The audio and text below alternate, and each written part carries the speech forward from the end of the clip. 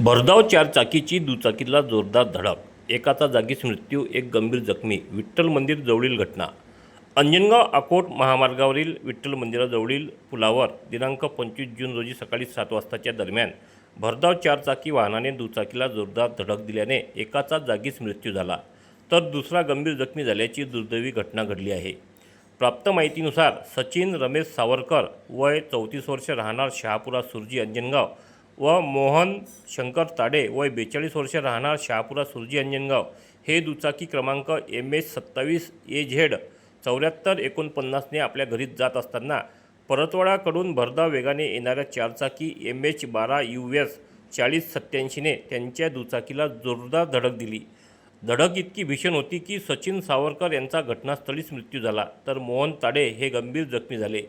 अपघातानंतर दोघांनाही तात्काळ ग्रामीण रुग्णालयात दाखल करण्यात आले, मात्र सचिन यांना डॉक्टरांनी मृत घोषित केले, तर जखमी मोहन ताडे यांना पुढील उपचारासाठी अचलपूर उपजिल्हा रुग्णालयात हलविण्यात आले आहे. मृत सचिन सावरकर हे विवाहित असून अंजनगाव सुरजी येथील श्री वल्लभ पेट्रोलियम इथे कार्यरत होते. त्यांच्या पश्चात पत्नी, एक मुलगा व एक मुलगी असा परिवार आहे. या घटनेमुळे परिसरात हळहळ व्यक्त केली जात आहे. दरम्यान अपघात प्रकरणी पुढील तपास अंजनगाव सुरजी पोलीस करीत असून चारचाकी वाहन पोलिसांनी पोलीस स्टेशन येथे जमा केले.